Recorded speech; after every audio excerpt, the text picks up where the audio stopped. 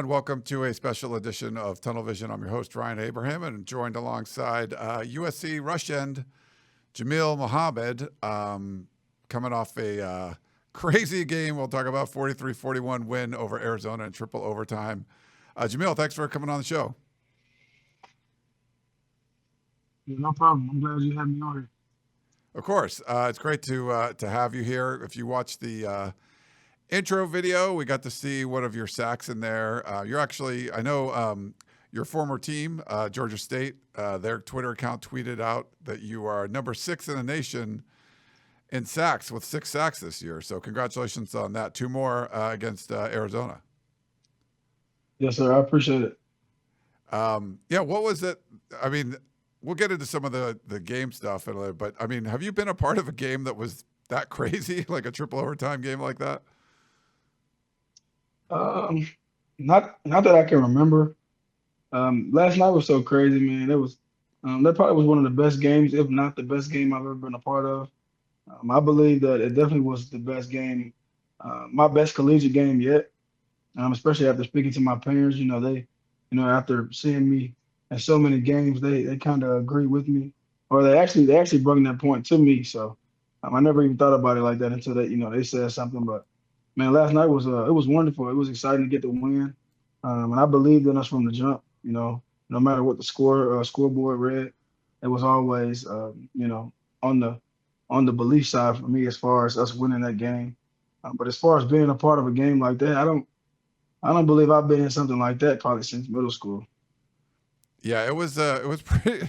I mean, Pac-12 after dark, obviously, so it's a late game. Then you go into triple overtime. You certainly kind of crazy with everything that was going on there. We'll get into some more of that stuff too. But I just want to let everyone know that this is another one of our interviews that's being brought to you by House of Victory. So if you're not aware, USC's NIL collective is called House of Victory. I'll put up the.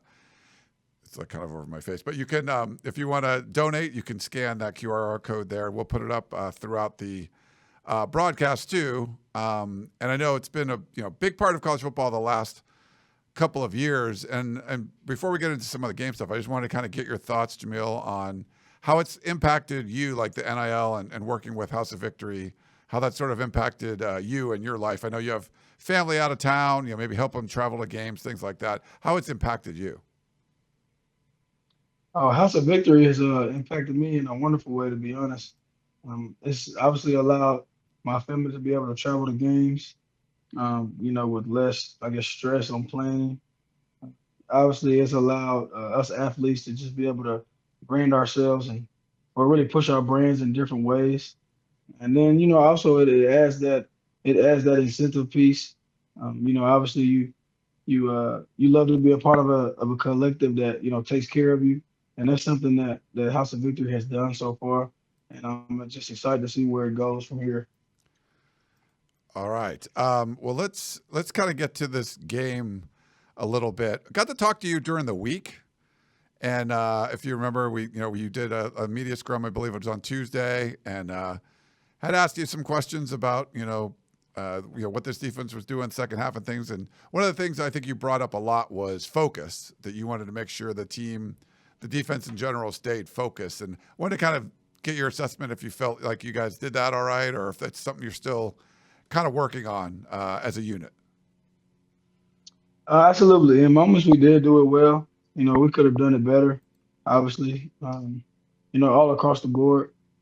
Obviously, I think that results in some of the scores that we let up towards the end part of the game. But if you look at that run we had, obviously when they hit 17 points, we kind of locked in as a defense on a different level. So I think when they got up 17, when they got up 17-0, and we faced some different type of adversity. We definitely had a different level of focus, and I was proud of that. We definitely had a different level of focus to finish the game. People can say whatever they want to say about us throughout the game, but it takes a defense to win championships. It takes a defense to finish games. Obviously we started slow as a unit, as a team, and as offense picked us up, we continued to pick them up. And just like offense finished, we finished too. And obviously it was on our shoulders to end the game. So, I definitely feel like our focus was was pretty good to end the game. The after the game, you were in the press conference too. 2 sacks again. So right now you're sixth in the nation, like I said, in sacks. 23 total tackles for the season. 16 solo tackles. 10 tackles for loss. 2 forced fumbles and a pass breakup. So you're filling up the stat sheet pretty well. You feeling? It seems like you're feeling comfortable. Jumping up to this. The Power 5 level. Oh, absolutely. I mean, Power Five is, it's football at the end of the day. Especially, when you add that NIL piece to things nowadays, it's kind of like it's kind of even in college football, in a way. My coach made a good point the other day. My position coach, Coach Manning, he spoke on like, college football kind of being even when it comes to talent. Everybody has talent. Arizona had a bunch of talented guys on their team. I heard of, a bunch of people say, oh, it's supposed to be a throwaway game or it's supposed to be an easy game, so to speak.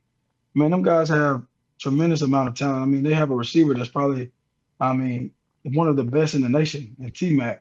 Obviously, their quarterback, he wasn't healthy last night to be able to go, but I mean, he's one of the most elusive guys, that they probably ever had come through their university. And the difference between these teams when it comes to, talent and stuff like that, it's the mentality piece. And I just feel like, that's where I separate myself. Like I've always had a different type of mentality. I've always known I could play on this level, and it was just a matter of time to that happen. And now is that time.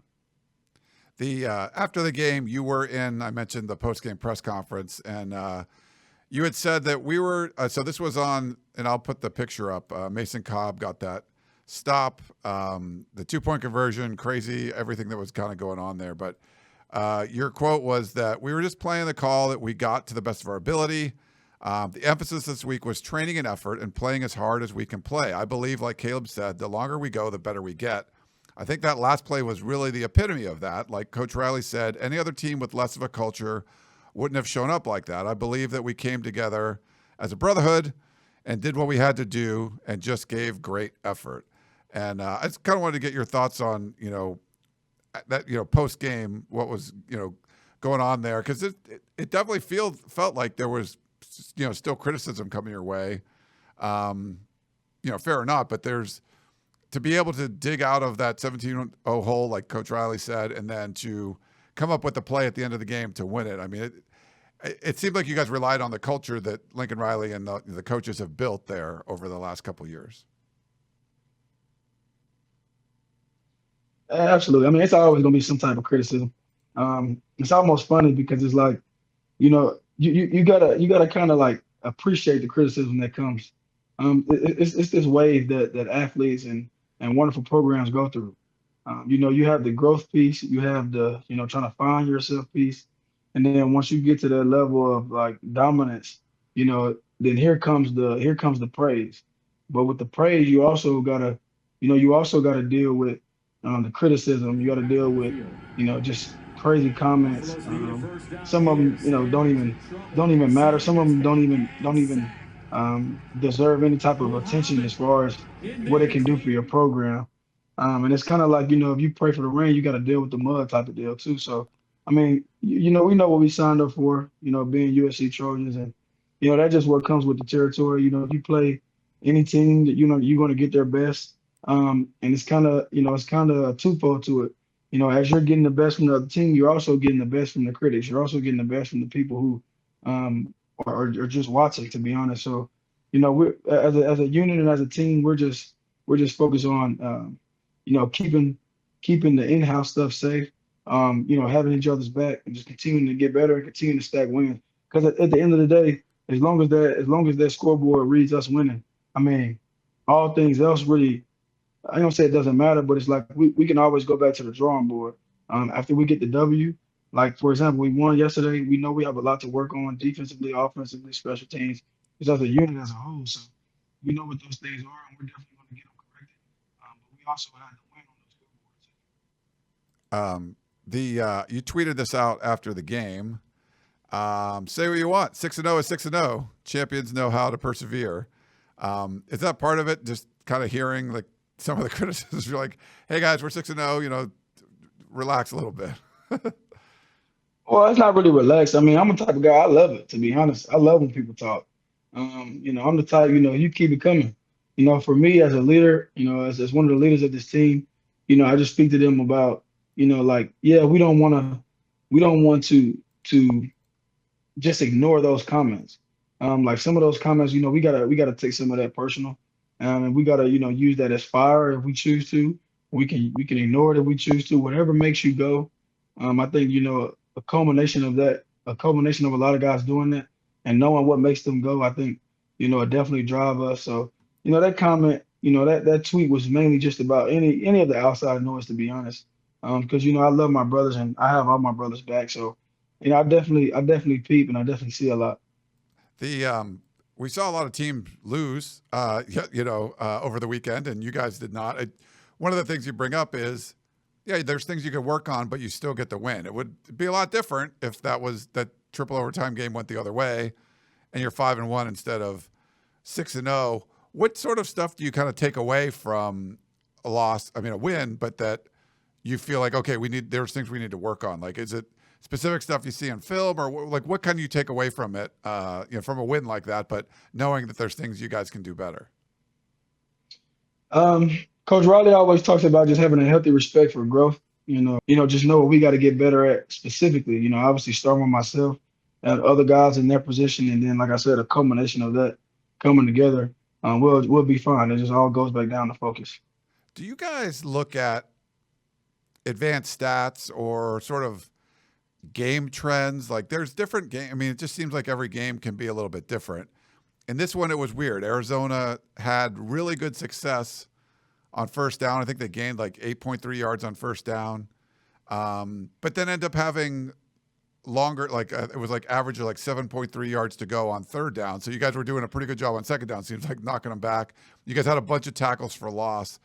Do you kind of look at stuff like that, like trends, or they converted this many third downs? I think Arizona was like 50% in this game. Sort of looking at that, or is that just kind of like it doesn't really matter? It's more about what the film says and how you guys play it on every down. Yeah, it's mainly just about how we play it on every down. Obviously, we want the trend to be that we're able to get off the field on third downs. I mean, what happens between those three downs really doesn't matter. As long as we have a good, get off the field rate, or as long as the offense has a low, or the opposing offense has a low conversion rate on third down, that's really the only trend we really care about. That and takeaways. So, because we know, like, I mean, majority, can't remember the percentage, but I mean, majority of teams that win that win the turnover battle, most likely end up winning the game. So, I definitely just want to make sure that we, as a unit, continue to just pay attention to those trends because all the other stuff really doesn't matter at the end of the day as long as you get off the field.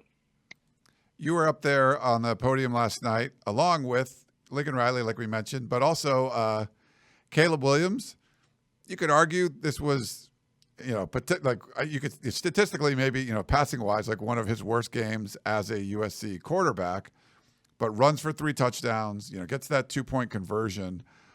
It just seems like no matter what's going on, if he's able to figure out something, it's just like a magician back there sometimes. What is it like kind of being a teammate with him and kind of watching him go and do what he does? I mean, Caleb, man, listen, somebody can say, listen, listen, you can say whatever you want to say about Caleb. He gonna always find a way to get it done. That's just what he does. Like I mean, that's why he is who he is. Like he didn't win Heisman for no reason. He's not about to win a second one for no reason. Um, he's just he's Caleb. He's Caleb Williams. He does what he has to do to win the game. I mean, he doesn't. He doesn't have to go out and have this astronomical stat line every game to be considered. This person that everybody looks at him as. Like he knows all he has to do is go out and does what he has to do to get a win, and that's what he did last night. Like I think I heard him say last night. I mean, even if it comes down to just carrying his face out right, just running the ball more if he has to. Like he's a leader, man. He's a dog, and that's what guys like that do. They do what they have to do to get their team a W. Wanted to talk about you. You're coming in here. We have some questions from fans that were on our message board. We'll get to in a second, but transferring in from Georgia State, you earned your degree at Georgia State. Let me see.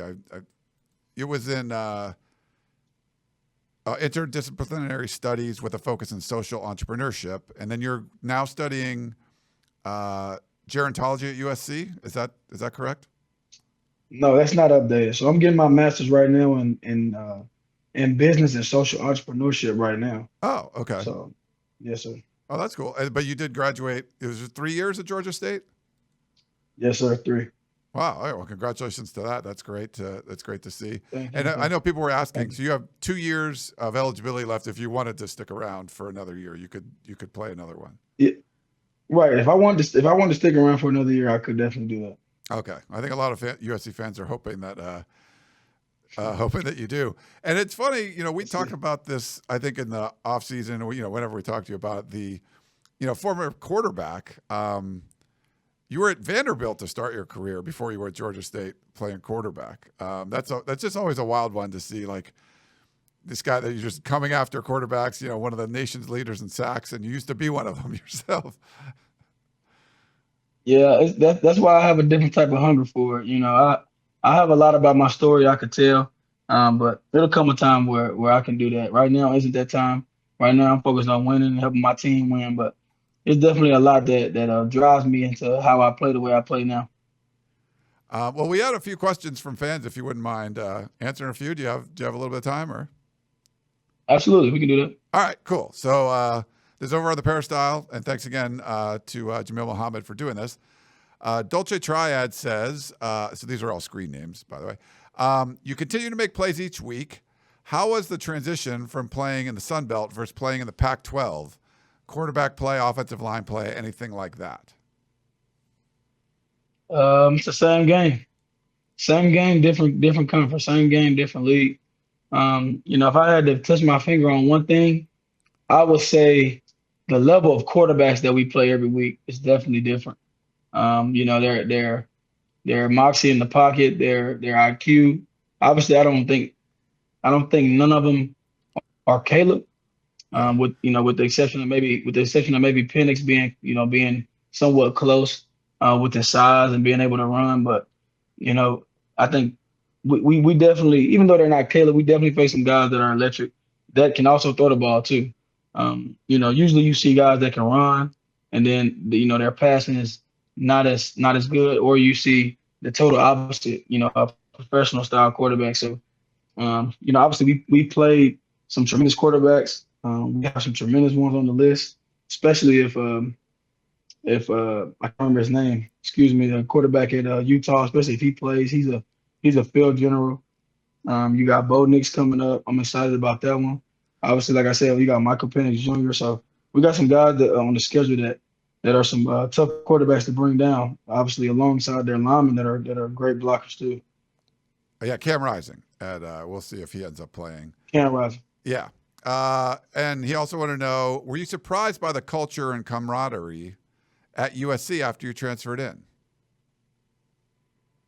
I wasn't surprised. I mean, USC is USC for a reason. I mean, I'm no stranger to what USC brings to the table.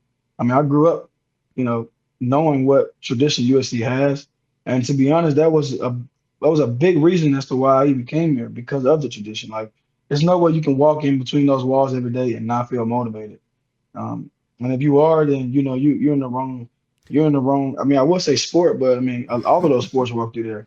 So it's not necessarily wrong with them. It may be something wrong with you. So, I just think that's very cool. That's probably the coolest thing. And we're being honest, with the exception of, which is crazy, we played them this week, with the exception of maybe Notre Dame and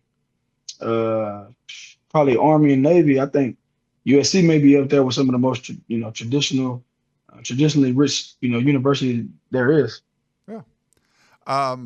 Speaking of culture, we talked about. Jack wants to know, what does Mason Cobb playing with a popped out rib say about the culture of the defense? Wow, I did not know he played with a pop that rip. I Yeah. mean, So, I remember him telling me that he was, he felt like it was out of place a little bit, but um, I don't, I knew nothing about that being confirmed.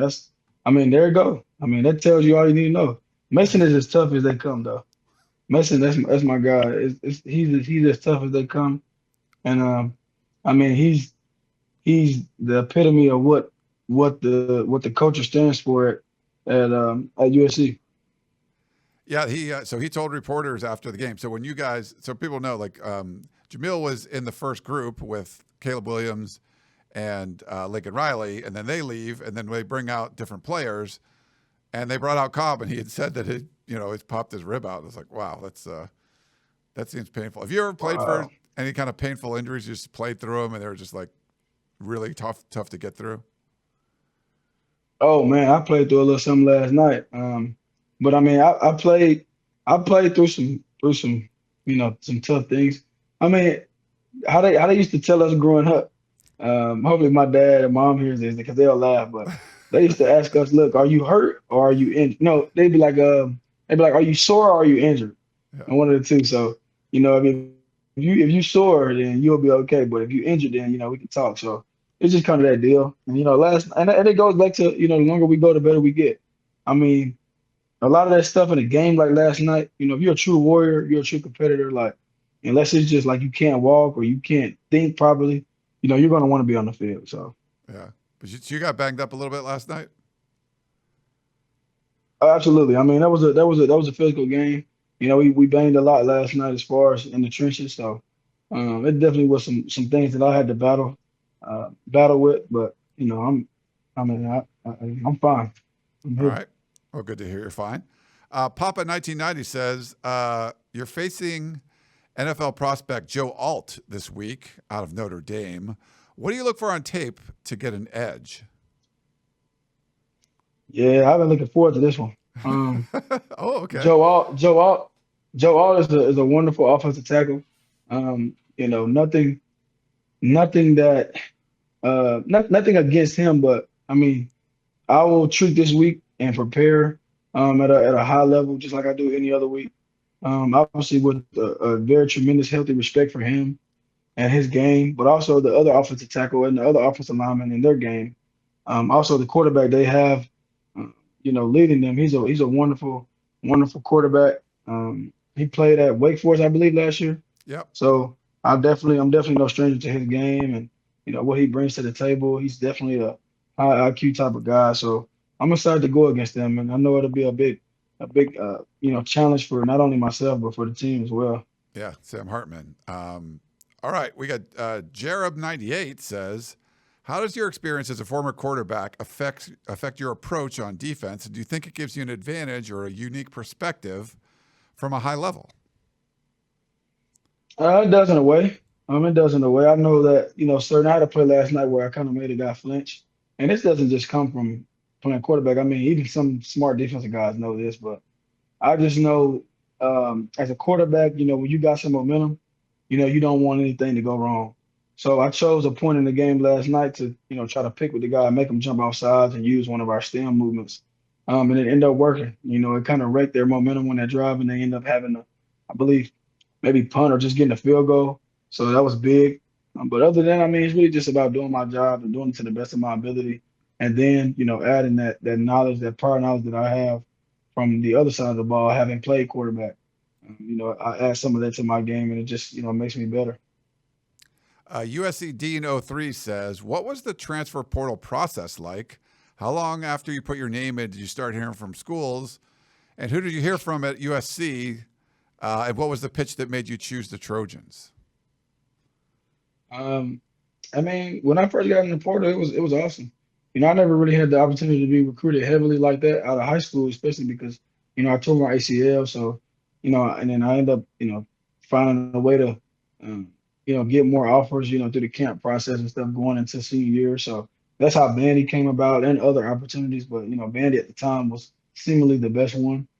And then, but for the transfer report, I mean, it was awesome. I mean, I think when I got in, I was in it for like 9, 10 days. Let's see, I think I was in it for maybe 9, 10, maybe 11, 12 days. It wasn't long though. It definitely wasn't 2 weeks. I know it wasn't more than 2 weeks. Okay. And it was pretty fast. It was a bunch of opportunities that I had, a bunch of schools that reached out, showed love, showed interest, obviously offered. But from USC, I heard from a tremendous amount of people. It was just the camaraderie that I felt over the phone, the love, the family vibe that I felt over the phone. Then on top of that, speaking of family, I have an older brother that stayed down. So, that was good having him. And that was part of my decision, being able to have somebody, if I'm all the way across the country, being able to have somebody I'm super familiar with here. So it's seemed to work out so far. I'm excited, I'm grateful, and I'm blessed to be where I am. So it got a little quiet there. So you have a brother? Or what was that? Oh yes, yes. I have an older brother, Marquez, that stays in Los Angeles. Oh, okay. So that was a big, yeah, that was a big influence for me. Just having my actual blood brother down here, somebody that I'm close with, somebody that being far from home, I can talk to or actually be able to actually see him. So it was actually it was good having him. It's been good having him down here so far. He was actually able to come to the game last night and enjoyed it. So Oh, that's great. Okay. Well, that's good to know. It's always good to have family around. I think yes, sir. Land of Troy 99 says, did Coach notice you switched the Powerade on him? And I don't know if that was like at the press conference last night. Was that what they're referring to? Yes, it definitely was at the press conference. He had my favorite flavor, so I just figured he wasn't gonna drink it, so let me switch it. You guys never drink those anyway, but just you just grab it for later again. Oh no, no, I killed mine. I killed mine. I was having some cramping issues after the game yesterday, so I definitely killed mine. Okay. Yeah. What's your flavor? What is the one you like? My favorite one is great. I Okay. think. I mean, I will go to war with anybody that think grape is not the best fire rate. I just think I don't know. It just that's the best one. Like you can say blue, but it's like I don't know. Grape tastes good cold or room temperature. Like blue tastes not good at all when it's room temperature. And then lemon lime is my second favorite. But All I'm right. weird though, so That's all right. Grape's my one there too. Kick a Bruin. That's a fun name. Had a couple questions. Do you like playing in LA first? absolutely. It's such a vibe playing in LA. I mean, look at who. I mean, just think about everybody who's came to a game so far this year. You got Wale, you got Lil Durk. Kobe's family was there last night. Ice Cube's son ran us out. Amon St. Brown came back and ran us out. So, I mean, it's all type of people, man. That USC brings out the atmosphere it brings out. So it's been awesome so far. And he wants to know, have you been able to take any advantages of NIL opportunities since you came to USC? Somewhat, somewhat. I'm starting to ramp up in a way, with my play and stuff like that. So I'm excited for more opportunities. And then do you feel like you're receiving proper development since you came to SC? Like, are the coaches working with you to get better? Absolutely.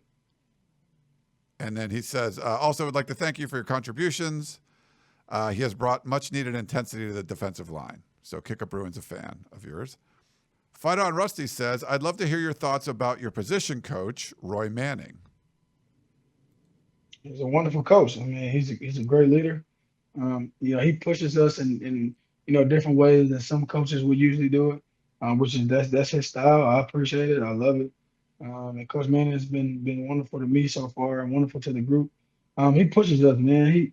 He's the reason why the group, the room, our outside linebacker room is pushing so much production. We're grateful for him. We got two more for you. Let you go. Arizona Italian. How do the coaches and players view the differences between the rush end and the defensive end on the opposite side? Are they interchangeable? And if not, what techniques or alignments or responsibilities do they have? They're definitely interchangeable. I mean, it's kind of a mirror defense in a way, with the exception of some calls, or some checks. But I mean, let me think about it. Solomon Byrd played defensive end last year, switched to rush within a matter of a week, I believe. Played it over the season, ended up playing it for the rest of the season, and then he ended up switching back to defensive end. Yes, he's a smart guy, but I mean, at the end of the day, rush in and defensive end really are interchangeable. The only difference really is rush in may drop more than the defensive end, but it really just depends on game plan, to be honest. All right. And the last one, 661 Trojan says, In and Out or Whataburger? Well, for me, I've never eaten beef or pork, so I mean, I will have to. I mean, whichever one serves the best chicken, to be honest. Nice. So you're not a beef guy at all? Never, never. Never. Wow. Okay. Um, So yeah, In and Out or what? That's not the question. Are you Chick-fil-A? Do you like Popeyes? What's your favorite chicken place? Chick-fil-A is that's they top tier. I mean, I'm from the South, so if I had to really argue, I think Zaxby's over Chick-fil-A to be honest. Exactly. Okay. But that's just me. We don't have a lot of those out here, I don't think, or I don't know if we do.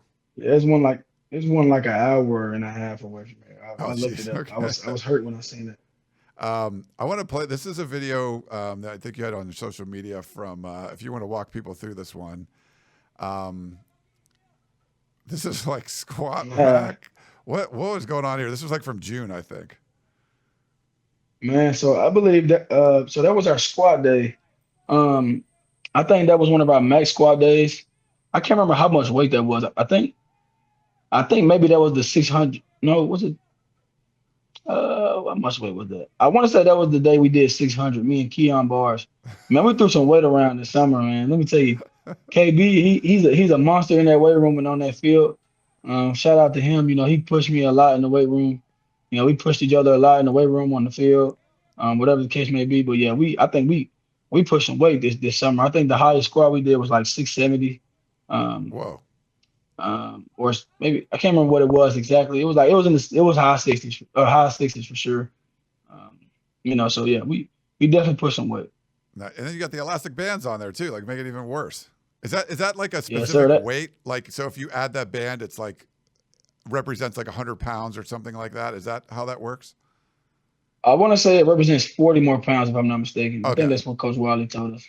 Okay. So the rubber band's 40 more pounds. You just run out of plates, so you add the band. Is that what it is? Or Well, no, the band was a part of the workout. The weight just continues to go up based off of what's on our workout sheet. okay. Yeah, that looked very brutal. I'm like, I would just crush under that though. Well, I really appreciate you crushed this. We really appreciate. It's always been fun to, whenever you're available in media, it's been great to talk to you. And these are kind of fun little situations, and I appreciate House of Victory kind of setting this up. But it's fun to get to know you a little bit, get to chat with you because you're definitely a fun person to communicate with and talk about, and you're always forthcoming with what's going on with the team. But thanks again, Jamil, for coming on. Yes, sir. I appreciate you, and I really appreciate you having me on too. God bless. All right. Thank you very much, Jamil Muhammad. Hope you guys enjoyed this edition of Tunnel Vision, and we will talk to you next time. Mhm.